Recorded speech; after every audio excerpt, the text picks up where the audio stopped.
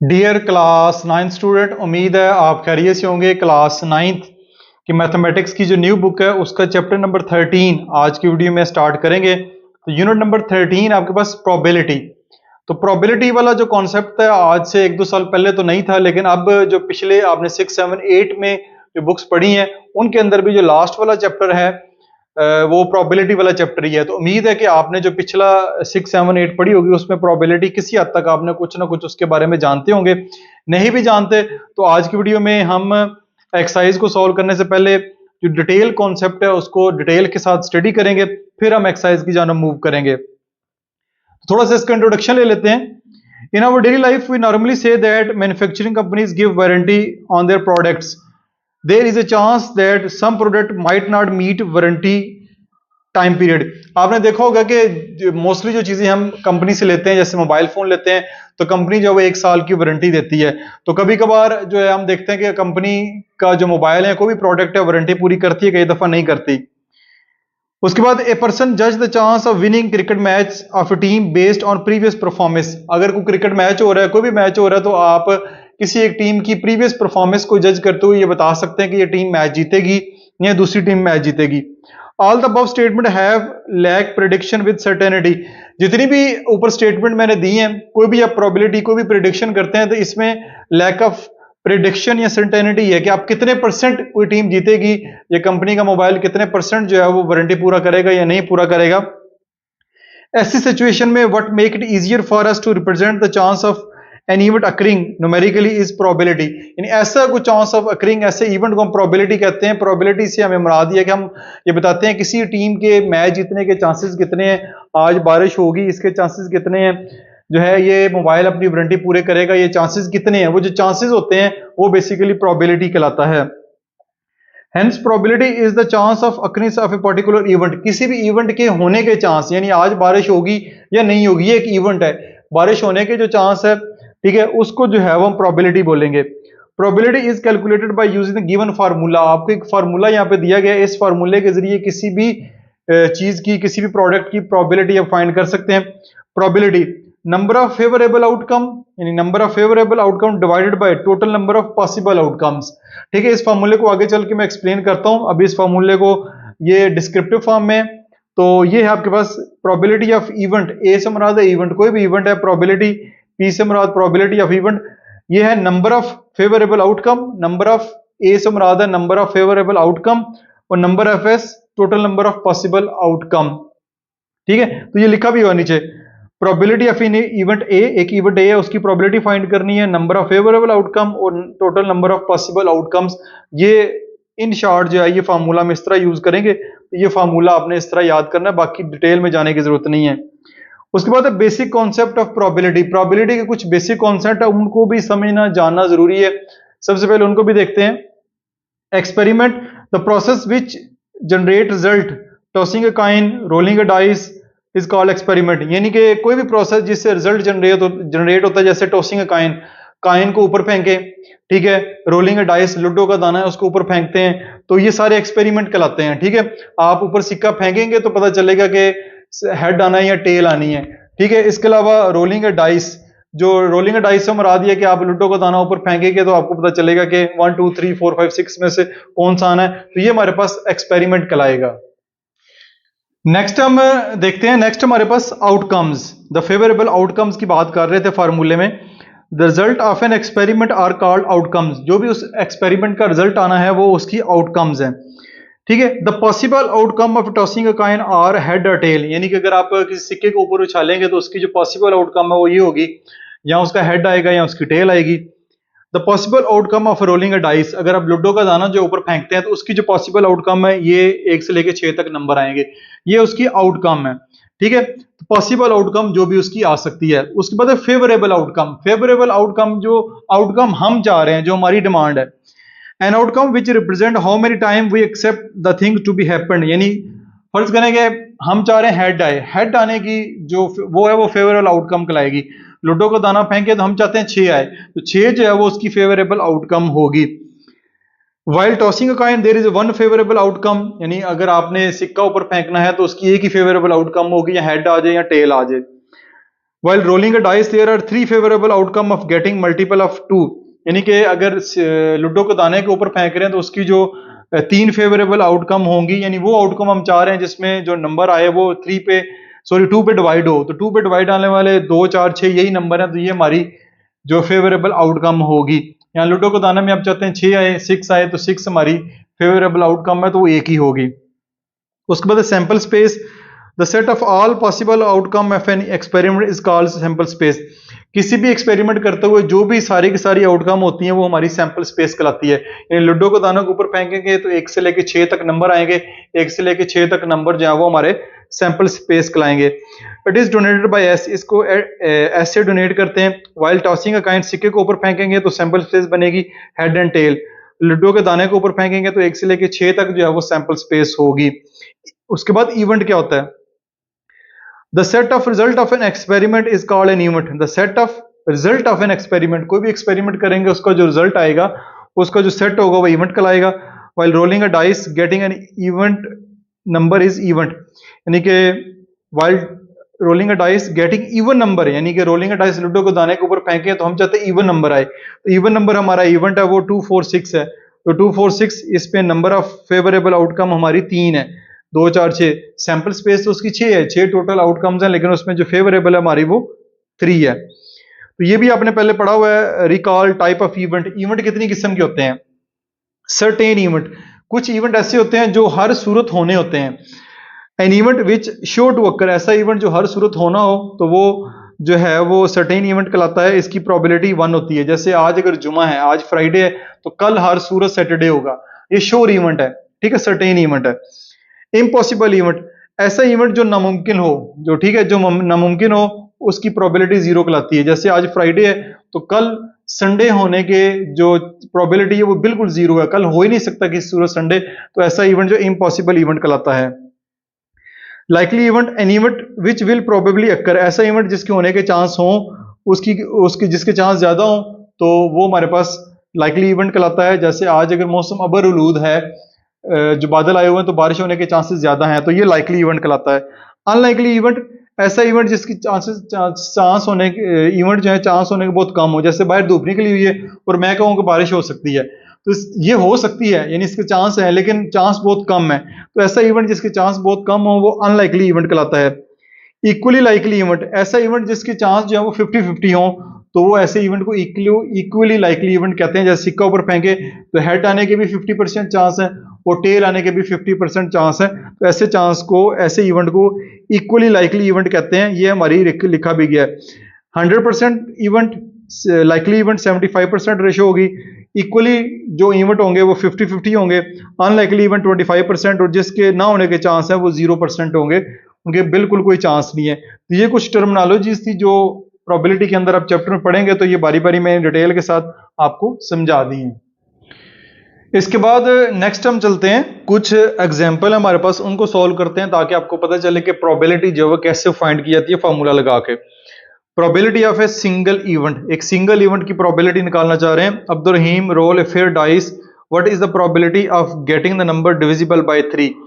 अब्दुल रहीम ने एक लूडो का दाना जो है वो फेंका, तो वो चाह रहा है कि ऐसा नंबर आए जो डिविजिबल हो बाय 3, यानी लूडो का दाना ऊपर फेंकेंगे 1 2 3 4 5 6 आपके पास नंबर आएंगे, उनमें से वो नंबर बताने हैं जो डिविजिबल बाय 3 पे डिवाइड होते हो। तो 3 पे डिवाइड होने वाला एक 3 है और एक 6 है। When a dice is rolled, the sample space will be, जब आप ऊपर फेंकेंगे लूडो का दाना तो सैंपल स्पेस क्या होगी, जो जो आ सकते हैं वो 1 से लेकर 6 तक कोई भी नंबर आ सकता है, ठीक है। तो नंबर ऑफ सैंपल स्पेस ये लिखा हुआ है, number of sample space is equal to 6। Let A be the event of getting the number divisible by 3।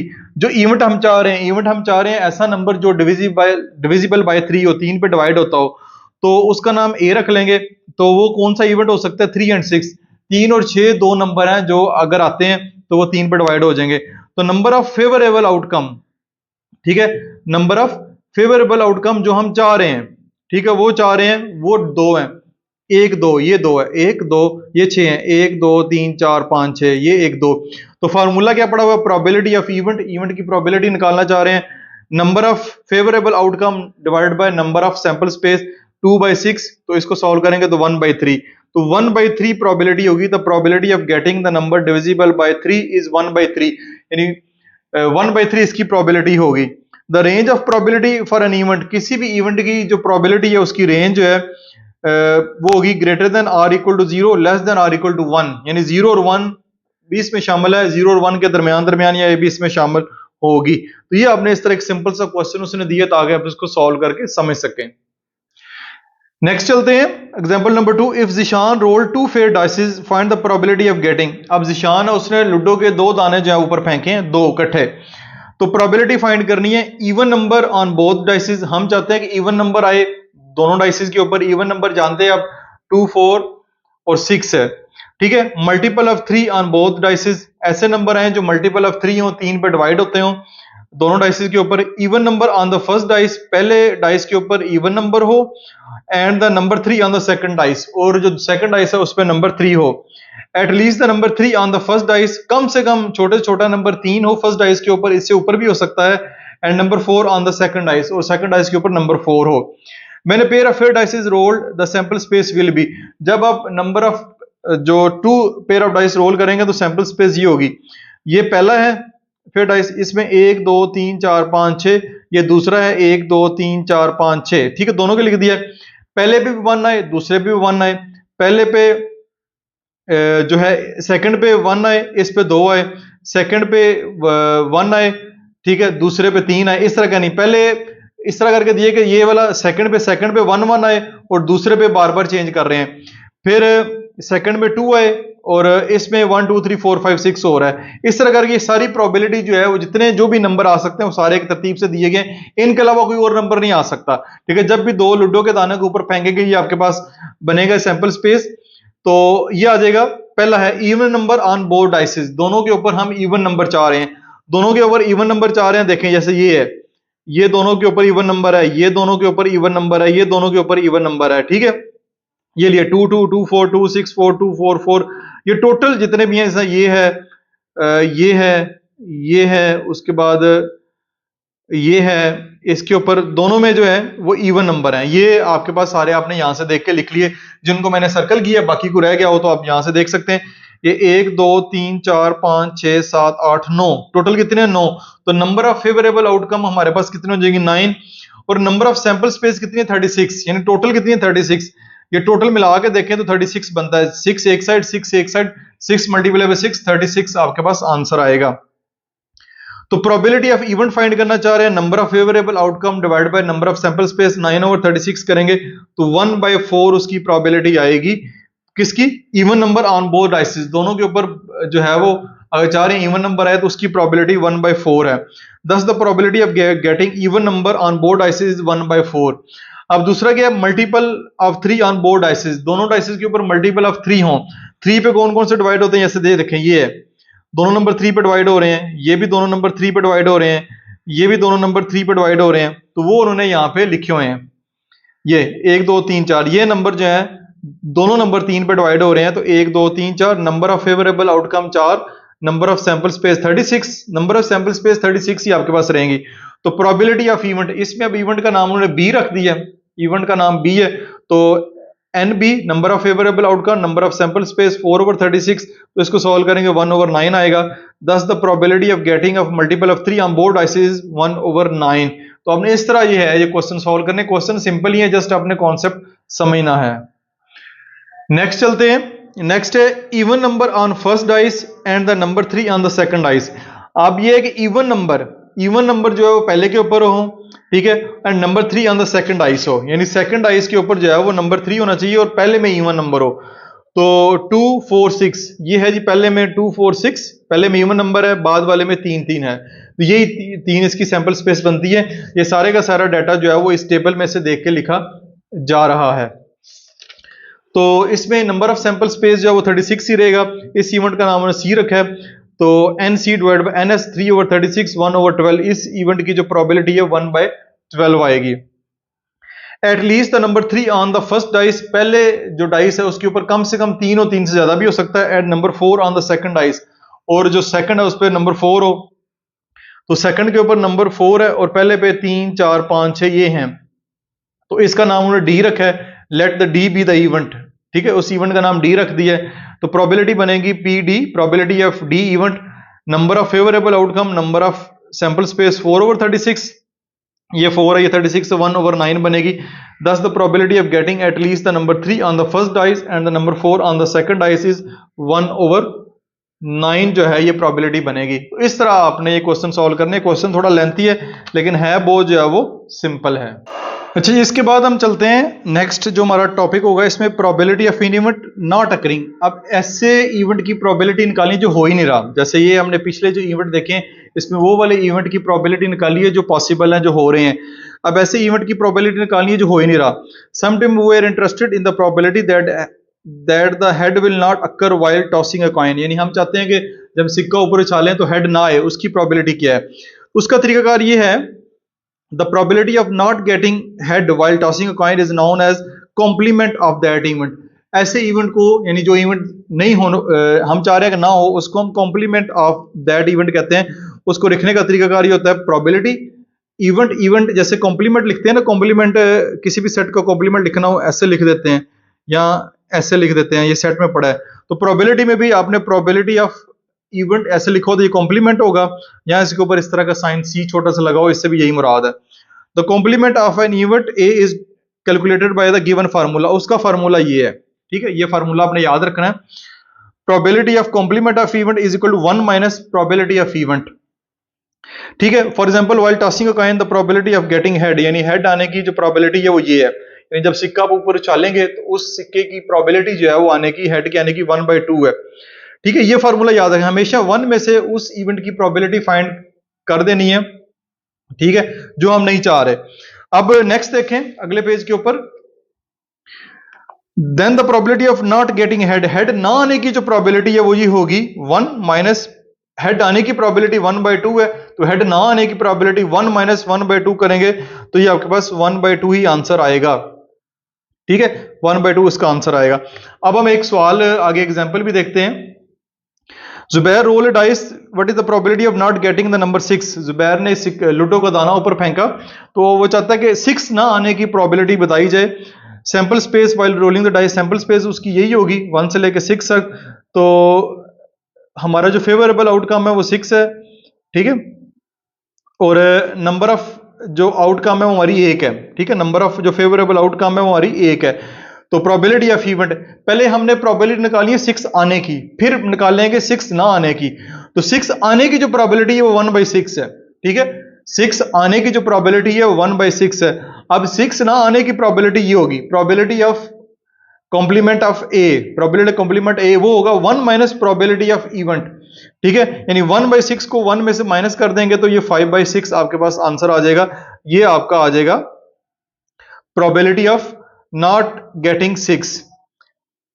आगे ये रिमेंबर है, the sum of probability of an event, किसी भी probability of event A and probability of event not occurring A, यानी किसी भी event आने की और किसी भी इवेंट ना आने की जो प्रोबेबिलिटी है हमेशा 1 के बराबर होती है, यानी probability of event plus probability of not, यानी complement of event is equal to 1, यानी 1/6 और 5/6 दोनों को अगर आप ऐड करते हैं, 1/6 प्लस 5/6 इनको ऐड करते हैं तो 1 ही आएगा। ये देखिए 6/6 इज इक्वल टू 1 ही आएगा। ये भी आपने याद रखना है, ये आपसे एमसीक्यूज के हवाले से पूछा जा सकता है। नेक्स्ट है, if 2 fair dices are rolled what is the probability of getting, अगर फेयर डाइस रोल किए जाए तो प्रोबेबिलिटी क्या होगी, नॉट 6 ना आए, और not the sum of both dices 8, और दोनों डाइसेस में जो नंबर आएंगे उनको जमा करने से 8 भी नहीं आना चाहिए। तो ये उसकी प्रोबेबिलिटी लिखी हुई है 2 डाइसेस की, ये हमने पीछे भी पढ़ी है, ठीक है, ये पीछे भी पढ़ा है, अब उसको ऐसे भी लिख सकते हैं। तो not number of sample space इसमें 36 ही है, नंबर ऑफ सैंपल स्पेस 36 ही, इनको काउंट करेंगे 36 बनेगा। नॉट 6 ना आए, ठीक है, तो 6 है कहां पे, ये है 6, इसके अलावा कहीं भी 6 नहीं है। तो let A be the event of 6 occur, 6 आने का जो इवेंट है वो ये है 6, नंबर ऑफ फेवरेबल आउटकम 1 है, तो इसकी प्रोबेबिलिटी आएगी 1/36, 1/36 प्रोबेबिलिटी आ गई है 6 आने की। अब 6 ना आने की प्रोबेबिलिटी क्या होगी, वो आ जाएगी प्रोबेबिलिटी ऑफ इस इवेंट को 1 माइनस प्रोबेबिलिटी ऑफ जो इवेंट कर देंगे, तो 1 माइनस 1/36 करेंगे तो ये 35/36 आ जाएगा। यानी 6 डबल 6 जो है वो हम नहीं चाह रहे ना आए, तो इसकी प्रोबेबिलिटी ये बनेगी। Thus the probability of not getting the double 6 35 और 36। Not the sum of both dices 8, हम चाहते हैं कि जो दोनों डाइसेस हैं उनको जमा करने के बाद 8 ना आए। ठीक है, ये हैं वो जिनको जमा करने से 8 आता है, 6 2 5 3 4 4 5 3 6 2। ठीक है, तो नंबर ऑफ इस इवेंट का नाम बी है, तो नंबर ऑफ जो फेवरेबल आउटकम 5 है, तो इसकी प्रोबेबिलिटी आएगी number of favourable outcome number divide by number of sample space, यानी 5/36 ही आएगा। तो 5/36 को 1 में से माइनस कर देंगे, 1 माइनस 5/36, तो ये आपके पास 31/36 आ जाएगी प्रोबेबिलिटी इसकी, यानी इस इवेंट की प्रोबेबिलिटी 31/36 बनेगी। अब हम चलते हैं कुछ रियल लाइफ एग्जांपल देखते हैं प्रोबेबिलिटी की। रोजमर्रा जिंदगी में जो प्रोबेबिलिटी हमारी आती हैं, इसमें इसका इस्तेमाल क्या है, इसकी एप्लीकेशन क्या है। Let ABC are 3 missile and they are fired at a target, यानी 3 मिसाइल हैं ABC, उनको फायर किया गया टारगेट पे। If the probability of hitting the target और प्रोबेबिलिटी ऑफ पहले मिसाइल की 1/4 है, दूसरे की 3/7 है और तीसरे की 5/9 है रिस्पेक्टिवली तरतीब के साथ। Find the possibilities of, possibilities find करनी है। Missile A does not hit the target, missile B does not hit the target, missile C does not hit the target. जैसे आपने देखा था हाल ही में पाकिस्तान इंडिया की और ईरान इसराइल की जंग भी हुई है, तो जब वो मिसाइल भी फायर करते हैं तो वो भी इसकी प्रोबेबिलिटी को देखते हैं, नोट करते हैं कि ये इसको हिट किया कि आया कि अपने टारगेट पे हिट करेगा भी कि नहीं, इसकी प्रोबेबिलिटी के मुताबिक जब वो इसको हिट करते हैं 3-4 मिसाइल छोड़ते हैं, उसमें से देखते हैं कितनी प्रोबेबिलिटी है कि मिसाइल अपने टारगेट को हिट करेगा। Missile A does not hit the target, इसकी प्रोबेबिलिटी 1/4 है, तो इसकी 1/4 है, तो missile A does not hit the target, यानी इसका कॉम्प्लीमेंट फाइंड करना है, तो 1 माइनस इसको माइनस कर देंगे, 1 में से प्रोबेबिलिटी ऑफ ए इवेंट इसको माइनस करेंगे, 1/1 माइनस 1/4, ये 4 माइनस 1/4 3/4 आ जाएगी। यानी missile A does not hit the target, यानी हिट द टारगेट को हिट नहीं करेगा, इसकी प्रोबेबिलिटी 3/4 है। दस the probability of missile A does not hit the target is 3/4, यानी कि अगर 4 दफा हम जो है वो फायर करेंगे मिसाइल को, तो 3 दफा चांस ये है कि वो मिसाइल अपने टारगेट को हिट नहीं करेगा, एक दफा जो है 4 में से एक दफा जो है वो हिट कर लेगा। Next, missile B does not hit the target, उसकी प्रोबेबिलिटी 3/7 दी गई है, इसको भी 1 में से माइनस करेंगे, 1 माइनस 3 और 7, ये 4/7 है, तो यानी 7 टाइम अगर फायर करेंगे इस मिसाइल को तो 4 टाइम इसके चांस है कि ये हिट नहीं करेगा। Missile C does not hit the target, इसकी प्रोबेबिलिटी 5/9 है, तो इसको भी 1 में से माइनस करेंगे तो ये 4/9 है। 9 दफा फायर करेंगे तो इसके चांस है कि 4 दफा ये हिट नहीं करेगा, 5 दफा ये कर लेगा, तो इसकी हिट करने की प्रोबेबिलिटी ज्यादा है, तो इस मिसाइल को जो फायर किया जाएगा सबसे कम प्रोबेबिलिटी इसकी है हिट करने की, यानी 4 दफा फायर किया 3 दफा करेगा ही नहीं। ठीक है, ये 9 दफा फायर करेंगे तो सिर्फ 4 दफा नहीं करेगा, 5 दफा जो चांस है कि ये हिट कर जाएगा, तो इस मिसाइल को जो है फायर किया जाएगा ताकि इसकी प्रोबेबिलिटी जो है वो अच्छी है। A bag contain 5 blue ball and 8 green ball. Find the probability of selecting and at random.